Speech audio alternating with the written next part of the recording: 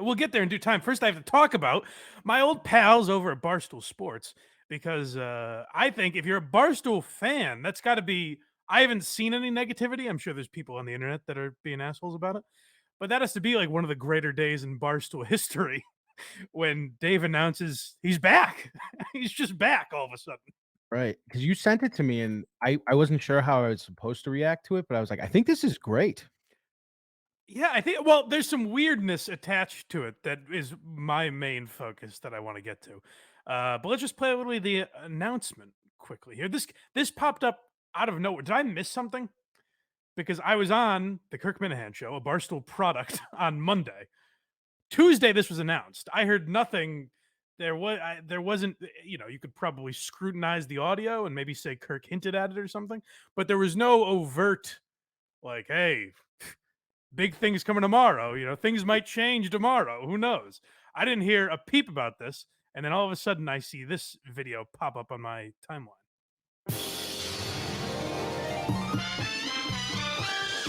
Complete with the Fandango music. Everything's back. Okay, emergency press conference time. Maybe the biggest emergency press conference that we've ever had here at Barstool Sports. Where to start?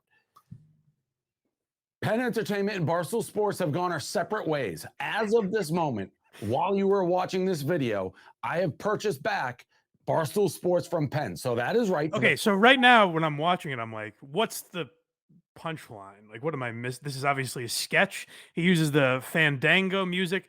And then I was trying to dissect. I was like, maybe did he find an old video where like did Penn want to buy Barstool before Churn? It made no sense to me because I had heard nothing about this, and all of a sudden he's like, yep, Penn's out, I'm back. Decade, I own 100% of Barstool Sports. Not since the Chernin deal have I been in total control of everything. Why did it happen? How did it happen? Well, I think Penn, who I have nothing but great things to say. I've said that all the way along with the Penn relationship. I have nothing but the most respect from Jay, his whole team, everything. We did this deal about 3 years ago, and I think both parties are like, we're going to take this thing to the moon. And we underestimated just how tough it is for myself and Barstool to operate in a regulated world where gambling regulators, the New York Times, Business Insider, hit pieces, fucking with the stock price. Every time we did something, it was one step forward. Can I take a moment to say, like, I never really do this. I was right? That's what we're talking about? Yeah. Yeah. Blind Mike was right. All the changes they had to make, which I understand, ended up not being good for Barstool, so they just stopped doing it. Right? That giant blowout that you and Portnoy had would have been avoided. The whole major, like, everything changed because of gambling regulators, and like when I said that if Penn National's buying Barstool, they should embrace what Barstool is rather than trying to do what the regulators want, or they just shouldn't be in that business for once. This is not. People say this is me, taking a victory lap. I so rarely get to do that. So can you let me make it around the track once? It kind of feels nice. Mike, please, the floor is yours. Yeah, so I was right, basically. Barstool changed because they had to deal with corporations. Now that Portnoy was always pretty upfront about, but the one thing I didn't get is he was kind of saying like, fuck yeah, I've changed. Of course I've changed. When you could tell it was eating away at him, it's in some sense, because he was always half embracing it, half denying it, Yeah, he was also never. You could tell he hated it like the last year plus. As soon as the Portnoy show stopped, there was something interesting, and I think it was Kirk that pointed this out after he did the interview with Dave, that he said he shit all over the horse racing part of the app. Like, for anyone that doesn't know, Barstool Sportsbook has a horse racing, or they have a gambling app, and they have a horse racing section on that app. And Portnoy goes, yeah, I don't use it. I use fucking DraftKings or something. And that has to be like, look, now in hindsight, like I said, I think Kirk was talking about the time, but with hindsight now, you can look back and say, oh yeah, he was definitely pretty frustrated with Penn National. So I think he was looking at it and saying, from a content perspective, we have to pull back and can't do what we were doing before, but also the changes they're making basically into making us a gambling company. That's not going the way I expected it to go either. So I think he kind of felt like he was losing on both fronts, maybe. That makes sense to me, actually. Let's hear a little more. Denied licenses because of me, you name it. So the regulated industry, probably not the best place for Barstool Sports and the type of content we make. Well, this is where, when I was talking about the Mincy thing, this is where I said I don't even blame Penn National. Like, I just think they shouldn't have bought Barstool. And again, I guess I was right. Because they clear, and I bet the Mincy thing was what made them finally realize, because that wasn't that long ago. What, that was like 2 months ago, something like that. Feels like ages ago now. I know, but it was fairly recently, I think, and it must have been them looking at that and saying, "Oh, there's going to be other things." And this is exactly what I said at the time, where if fire Mincy, go ahead. They're going to find audio of Kevin, Dave, Kirk, Feidelberg, anyone that's made jokes at that company. They could probably find something about Big Cat. I know Big Cat's a snuggly teddy bear, the nicest guy in the world. But I'm sure if they dug through audio or video from 2014, you could find something that's offensive now. And if that's going to scare off regulators, and if regulators are the people that you have to appease, then Barstool Sports isn't the company for you, unless what you have to do is get rid of Portnoy. And then it makes no sense to have Barstool Sports. You know what I mean? Oh, yeah. Let's continue. And was able to Excuse me, I guess broker I'm an done talking. unbelievable deal with ESPN. We wish them nothing but the best in their endeavors. Do you believe that? Actually, you know what? I do. I didn't until I just said that, because he got the whole company back for $1. Yeah. Why? It seemed like they had a perfectly fine relationship. Yeah. What is that? I genuinely believe that. I've not seen anything that would indicate, like, Penn didn't fuck them over in any way. Here's what I don't understand. So I actually ran into someone in Hampton Beach the other night that asked me. A gentleman asked me about. He goes, "Hey, how about Portnoy getting the company back?" And he goes, "How much did he asked me how much he had to pay?" And I said, "I probably have this wrong. I think $0." I've heard $0 and $1. So I guess where that, breaks down is if he ever sells Barstool again, which he says in this video that he won't, but, say some crazy deal happens, Penn gets 50% of that. Now, they just bought the entire company. So basically, they sold the whole company and kept 50% if there's ever a deal made. That's still a great deal on Portnoy. Because I saw some TikTok video where a guy was like, "Here's the catch. Penn gets 50% if they ever sell." I'm like, yeah, no. They're like, "That's the fine print that they don't tell you." I was like, that's still an amazing deal. Basically, if they sell Barstool for $1 billion, Portnoy gets $500 million. That's quite nice. That is a deal and a half. It's fucking insane. Here's what I don't understand is now everyone is celebrating, like, guys, the tyranny is over. Barstool is back. So that's everyone but Dave. Right. And that's what I don't get, where it's like, hey, you guys haven't been, and believe me, because people have gotten very angry with me for some reason when I've said that Barstool has changed. So apparently it hasn't. Penn put no restrictions on them. And yet you get like KFC going, finally, we can do Barstool Radio again. As I think the great Ziggy Robinson suggested this to me. And I asked him, is there anything specific that KFC has said? And he's like, no, it's really just his general attitude about all this. So for anyone that doesn't remember, Barstool had their own Sirius XM channel. And from what I had heard, they were the second most successful channel on that platform while they were there to Howard Stern. At least talk comedy, however they break it up. They brought their audience to Sirius XM. That deal was not beneficial to them anymore. They didn't get what they were asking for and just said, buzz off, Sirius. We don't need you. Well, yeah, especially with Penn owning it, they got almost nothing, I imagine, for doing it. And Uh, Dave would always say too, he didn't get paid extra to do it. well, that's probably how it works with all of them. Anyone that has a show there, it's kind of just you're not, I don't know how it works for most people. I'm sure in your negotiations you can be like, "Hey, I want a little extra money because I do, 3 hours a day of Barstool Radio or whatever." But yeah, I think it's just like you're doing content all day, every day, and that's what we pay you for, basically. Is usually how they break it down, I think. So yeah, they weren't. It gave them no benefit to do Barstool Radio. But I remember at the time, Hank Lockwood saying, "Hey, we're gonna do Barstool Radio. We're just gonna keep doing it on YouTube and Twitch, and now we own it. And SiriusXM doesn't control it, and we can do longer shows if we want, and video and all that kind of stuff." And then it just never happened. Now, this is like KFC, as Ziggy Robinson said, gaslighting the audience into thinking he's been silenced, and finally he's freed from the shackles.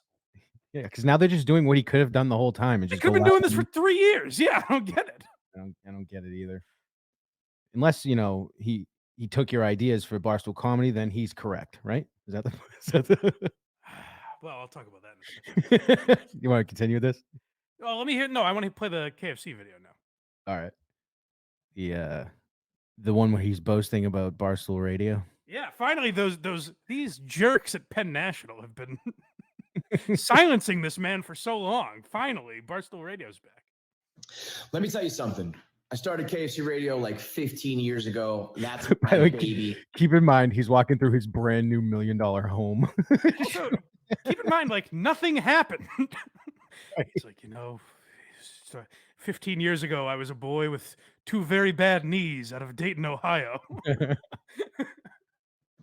Let me tell you something. I started KFC Radio like 15 years ago. That's my baby. I've been doing that forever. I love every second of it. I started 1 Minute Man, the first iterations of that in like 2007. Here I sit at the mountaintop, reflecting upon a career. What is this? What's happening? I don't know. This has to be just over the top promotion that it's coming back, right? I guess. He doesn't mean it. A billion. Although I don't know if you saw this too. He just gave like a random employee $1,000. Just Who, Kevin? yeah, he did like it was like in celebration of the deal or whatever. He made a like a wheel like the yak does, and it landed on, I believe it was Michelangelo. And Okay. he's like, "Wow, you're $1,000 richer. I put it up myself." Well, that's nice of him, I guess. Charitable Yeah. guy. Yeah. In view video series. I started Answer the Internet, which has some of the biggest videos on YouTube. Plus, we turned it into a card game. Oh, can we start from conception? How was first grade tough for you, Kevin? Why are we going back this far? Dave pulled off the deal of a life. I've never read about, seen, heard anything like this, where you sell a company, you have it evaluated for $500 million, $500 million. I'm sorry, and you get that company back for essentially nothing. That's the heist of a lifetime. What Dave did is incredible, and here's Kevin saying, "Well, it all culminated in this." Countless videos, podcasts. I've written 50,000 blogs in my lifetime. Nothing makes me feel more alive than Barstool Radio. Barstool Radio. Why weren't you doing it? Why weren't you doing it, Kevin? I don't understand. That's like if right now I was like, guys, nothing makes me feel more alive than more on money. I'm just actively choosing to not do it and haven't done it in about a year. You know what would have been smart is if you made basically the same video for more on money and just start doing it again. Kevin has felt not alive. He's been in a comatose state since Barstool Radio has been gone for like 2 years, and Kevin has just been walking around without a purpose, just 1,000-yard stare. 2 days, we are firing on all cylinders. Everybody in the office getting involved. We got drama. We've got intrigue. We've got rivalries. We've got honesty. We've got people shaking. You think Kevin would see? So the yak has been going on since Barstool Radio ended. They still do the yak every day, which was they went, I really loved this radio show. Let's continue doing it. Yeah, so that was a Barstool Radio show. They kept doing it every day. and they have a rotating cast of characters, so it's not like Dan's not in every single day, but the majority of those guys are on, most days. Do you think like when Kevin would see them in the hallway, he's like, "Hey, I won't tell anyone. Your secret's safe with me, guys. Don't sweat it. How are you guys doing that? I'll keep it on the hush hush, but be careful. Penn National might come after you." We got people cheering, crying, and everything in between. It is going to be the most compelling radio show in the game. That's a promise. Every Monday through Thursday, 2:30 p.m. on the Barstool Sports YouTube. Why wasn't it? They still had the radio room. What was stopping you? Yeah, they have a beautiful, I've seen it. They have a beautiful studio in there, and it's right in the center of the office. It's like glass, and it's right in the middle of the office. So anytime someone walks by, if they want to talk about them or to them, pop right in. It's the perfect setup. And yet Kevin has been like, the shackles of the gambling industry have weighed on me for so long. Now, he must just think he's going to say something that would have got them in trouble with Penn, right? Is that what it is? No, it's not. Because this is what Kevin does. He ends mail time and brings it back and has this, oh my God, this was everything I ever dreamed of. And then he rebrands it the Kevin Clancy show. And he's like, oh, well, finally, I get to do what I want. It's always, this is the message he always has, is like, finally, we get to do this. And Barstool Comedy was the same way, where he's like, finally, the handcuffs are taken off of me. And then he doesn't do anything with it. It's weird. This Barstool, by the Kevin Clancy rule, Barstool Radio will be done within a year, I assume. Plus, the combo of him and Portnoy was what made it good. I always liked Lisa Gonzalez. I thought she was the best part. Lisa. Is that her name? No. It's Liz Gonzalez. I'm sorry. See, you liked it that much.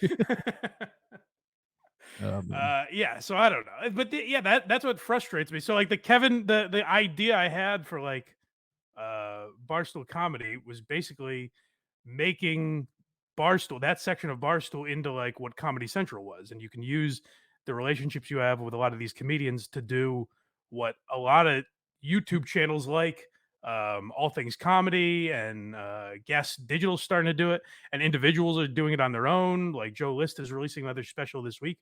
You could take that and be the promotion of that the way Comedy Central was in the 90s. And you could use the system you have for like Rough and Rowdy for pay-per-views, the way like Andrew Schultz did it and Gillian Keeves and people like that. So like I had ideas that I wanted to contribute, whereas Kevin's like, wouldn't it be cool if we just had a Twitter handle that said Barstool Comedy and things like that? What if we do KFC Radio Live instead? It's like, I'm trying to help you, you dickbag. I wouldn't make anything out of this. I'm trying to help you. Now, Mike, would you have gone there with, I don't know, maybe a show dedicated to comedy that takes an angle that none of them are taking? Well, what's funny is, so then this is another thing I got was I tweeted like the Portnoy's back or something. And a bunch of the replies to that tweet were like, hey, when are you going back now? Now, that's why I think the KFC thing interested me. Because I got this, I was like, why would people think anything would be different now? You know what I mean? Like, what? I wasn't like, hey, Jay Snowden, fuck you, I'm not working there. I mean, I'll say that you were right in this situation, but Dave's definitely not going to. Well, no, my point is more like people were like, oh, you should work, you should try and get a job with Barstool now. And the reason I don't work at Barstool is I was like, they don't like me there. Like, Kirk is nice enough to have offered me a job there, but like, I have no interest in like working for Barstool because they don't have any interest in me. I thought that was kind of a thing. So I tweeted and said, I'm not sure new ownership loves me. I thought that was an obvious thing. And people are like, not with that attitude, Mike. Yeah, people, what are you talking about? Yeah, the obvious jokes people miss on Twitter sometimes blow my mind. I'm like, what do you think? I've made Dave not let? What do you mean? It's a known thing. You were gonna nuke the Penn deal right from the jump anyway. I finally did it, actually. Yeah, that's right. Finally, at long last, my dreams have come true. We got super chat from Chad's Black Eye. Oh, we do take super chats, folks. I forget. We do read them on this program. You need to have Carl make me a jingle for it. Yes. Love you guys. P.S. Why You Laughing is criminally underrated. Well, not according. Did you see Greg Poehler taking shots at us? I did. And your That- idea is a good one. That felt a little like he sent his 80th tweet about Succession, and he's like, "All right, what else can get me a little juice on Twitter?" Yeah, we'll do an episode entitled Amy Poehler's Brother. Well, here's the weird thing. I responded that only because I thought I was like supposed to. So there's a point in the Pee Wee Herman episode of Why You Laughing where I mentioned, and this wasn't like shitting on Pee Wee. I don't know if he took it that way, but I was like, there's guys that are in improv that are like afraid to do stand up. This was a quote from Paul Rubens that I was taking that from. And what he was able to do is basically create a character that's afraid of doing stand up. And that's what ended up making him successful. Like, it's pretty genius. Right. And Greg was like, sounds like somebody else I know, meaning me, I guess. Which we'll get to the stand-up topic later on in the program. Well, first of all, I was like, no, I've always said I would suck at stand. Like, if I devoted my life to writing stand-up, I don't think I would be particularly good. That's why I don't do it. Right. But also, it's weird for someone to listen to Why You Laughing. So I just gave him, like, I said, oh, we should do a Greg Poehler episode. That would really be mocking stand-up or something, a boom roasted sort of moment. Who gives a fuck? Because I guess that's what we were doing. We're roasting each other. But in my mind, I was like, do you listen to Why You Laughing and think I'm mocking stand-up? Like, that's why I'm going into the excruciating minutia of Mort Saul's life, is to finally give stand-up the business. Maybe he just listened to the Tom Myers one. I don't know. But even that, I think we treat Tom with respect. Yeah, even like, it's titled Tom Myers, the worst comedian in the world. But even that, we're giving him more credit than we probably should. And I say of Tom, like, I'm kind of jealous of his ego. Like, I wish I had that. Right. Super Raiders 09 with a super sticker. Thank you, sir. Oh, thank you. Patrick Michael, super chat. Mike, remember when Dave yelled at you to shut the fuck up, Mike? Yes, that's what I was alluding to a moment ago. And No, I don't remember, actually. Booler with the super chat. Mike, thoughts on clout chasing Craig? Well, we'll get to that. Don't worry, Booler. We'll get to all of that in due time. I see Craig, a prettier gal walks by with a shorter skirt. All of a sudden, I was invited nicely. Yeah, what a sweetheart. Yeah. What the hell was going on? I watched. So Craig was on with Carl, and I turn it on, and there's a Bills song playing. Oh yeah. And there's guys I don't know. Craig might have been the biggest star power on this panel at the time that I tuned in. Friend of the program, Vito Gesualdi, was on the show at one point. Yes, Vito did pop in briefly. No, it was a creep off Consequence, and he's like, "Do you want to come on?" I was like, "Sure." And so was he just looking for the biggest, like, what makes this the worst possible show? No, he was. I don't know if you. How saw do I ruin this for the audience? It was about 18 people on the show. It's a tough spot, but it was just so he didn't have to hear the song and he could talk over it. Gotcha. He had to listen to the Bills shout song for 2 hours straight. Wow, these guys get wacky over there on the creep off. They sure do. I talk about shock. You should have taught them about shock jocks while you were on there, but I guess it seems like they already know everything. Yeah. Yeah. Dang Lizard, pounds. Oh, that's less than dollars. Thanks for nothing. You don't like us very much. We know Barstool thinks Mike can't read the room. I've never heard that. That's very good. I haven't heard that one before. Yeah, but yeah, all in all, here's where I get in trouble. Here's why they hate. I shouldn't say get in trouble. Here's why they dislike me. Is like, I think they take me doing that as like a fuck that. I just think it's funny to analyze that shit. And I do think it's dumb the way KFC behaves. But I think you could say that about people and it not be like a relationship ruining thing. Like, just think about the things they've said about me. I don't hate them, Right. So I don't know. They take it very seriously when you hold up any sort of light to them. I come buckets with the super chat. Mike is jealous of Vito because he can't read a room. That's good. It gets better every time. It is. It's gonna be those ones. It won't be funny in like 2 or 3, but like 5 or 6, it'll be funny again. Yeah. Well, Kevin Brennan is unraveling, it seems like. It does seem that way. Jesus Christ. He has like he's having all kinds of technical issues and he's having terrible guests on. And granted, he deletes his episodes from YouTube, so I'm getting most of this from Carl. But it seems like a rough scene over there on Misery Loves Company. Yeah, and the changing like the format of the show, like because I think Scandals and Animals. Yeah, I think I was listening to WATP, I forget which episode, but Carl was like, "Yeah, reading super chats isn't going to last forever." Yeah, I would think not. I would think eventually people will get sick of donating every day because the same people donating to him every day. That's not sustainable, I don't think. I don't think so, but some people seem to have endless money.